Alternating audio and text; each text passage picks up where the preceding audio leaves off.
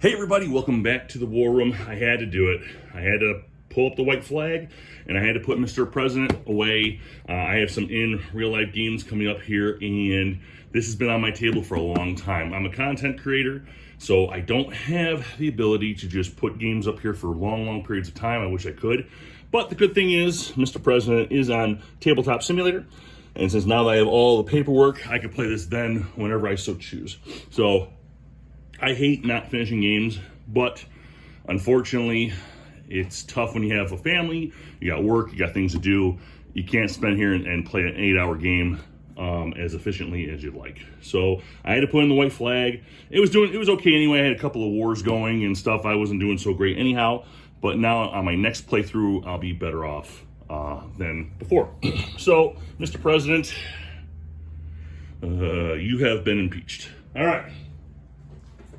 Now, this special episode is about these wacky, crazy civilization building games. You know how I feel about this one. I love this game.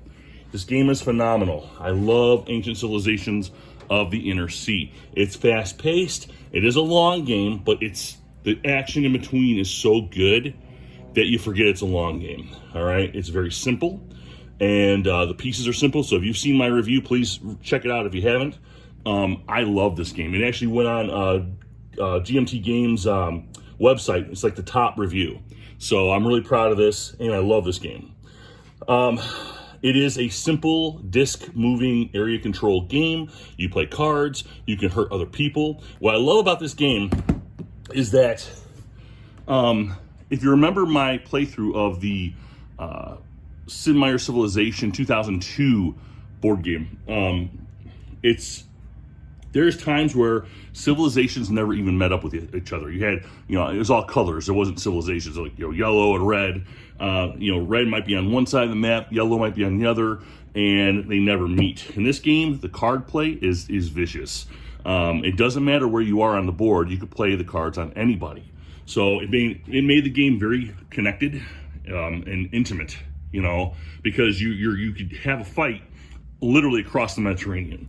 So that was a really cool resource. It was like a resource management area control civilization builder. I just loved how it all came together. So that's Ancient Civilizations of the Inner Sea. Before I get to the big box that you see over there, Civilization: A New Dawn. I do have the Terra Incognito expansion coming. I've played this with my family. This is a really good game too. This is a more family-oriented, fast-paced game like Ancient Civilizations of the Inner Sea, but this can be played in about 2 hours. It is a very, very cool little civilization builder. If you're not looking for hours and hours of entertainment, but you want to do it in a game night, then this is a game for you. I really enjoyed it. Very simple in the rules, very simple in the actions. You get 5 cards, you play 1 card per turn. By the time you're done moving cards around and doing what you do, it's already your turn again. So if you got people with low attention spans in your family, this is a really good game to get that civilization feel. Now, you're not building up buildings and crazy stuff like that, but, you are, but it's abstract. And then with the Terra Incognita expansion, it adds more of the fog of war, more stuff to do, things like that to make it more spicy, if that's the right word I'm using. Okay, and then finally, this one. I just got this one. Oh, yeah, I just shook the camera. All right, Clash of Cultures. All right. I got this game on eBay. I got it pretty cheap. It's all there, Monumental Edition. This is your hardcore game. From all 3 that you've seen, all right, these are not hardcore games. Even this one that's long, that's not a hardcore game. This is more of your hardcore game. I would say it's better than Civilization, not 2002, but the one after it. It had it had like a box that kind of had this color. I can't remember which one that was. It was Civilization, not a New Dawn. It was the one before that, like from 2010, I believe, 2011. Anyway, this is about a 4-hour game with 4 players, I would say. The action is fast. I've been having a lot of fun playing it online. I do have a game night coming up, and I'm going to try to introduce this one. It does require some knowledge of the game. It's not, I don't want to say it's complicated. It's not. It's one of those games that once you get the use of it, you're moving along, you're putting in your different advances for your civilization, you're moving your pieces around, you're discovering. But as the game progresses and you get more and more advances, then you get more and more options. And when you get more and more options, you know what happens: analysis paralysis. And then this game gets a little bit wonky as far as moving along, because there's just so much going on at that point. So if you want a more in-depth Civ builder, I would say Clash of Cultures, because you're building these little villages. The villages become cities. Little physical actual cities start popping up around the village, which is really incredible to watch. It's always fun to watch.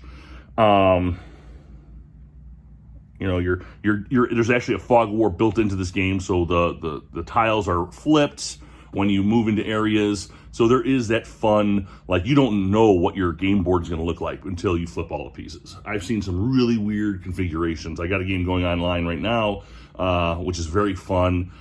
So until you play the game and get into it, you won't really understand this game. This is more of your in-depth micromanager Civ builder. Okay? So if that's not what you're looking for, if you're looking for a quicker game that's easier, that's fun to get into, I definitely recommend Civilization: A New Dawn before anything else. All right, like I said, not the greatest Civ builder out there, but quick, easy. It's very family oriented. Okay, you're not doing much as far as like hurting people. It's more abstract. If you're looking for more direct, like screw you type games, oh God, I love this game. Ancient Civilizations of the Inner Sea. This is more direct. You can't hide. You can't hide. It's a 6-player game. You can't hide from people on this game. Anybody can hit you from anywhere at any point. The card play is just really, really nice. It's more boring though. It doesn't have all the little buildings that pop up. It's just discs. And the discs represent, if it's a settlement, if it's 3 discs, it's a city. It's very plain Jane, but man, if you want to really get into combat, like direct fighting and screwing over your friends, if you don't like your friends and you want them to not talk to you, this game. If you want to see the civilization build up and you want to see your advancements, come to fruition, Clash of Cultures. So that's it, guys. That is my Civilization episode. I just got these.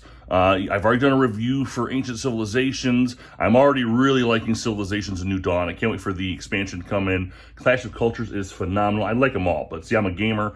But if you had to pick between the 3, I hope I gave you enough information to make a good choice for yourself. So that's all I got for you guys. Have a good one. I'll talk to you.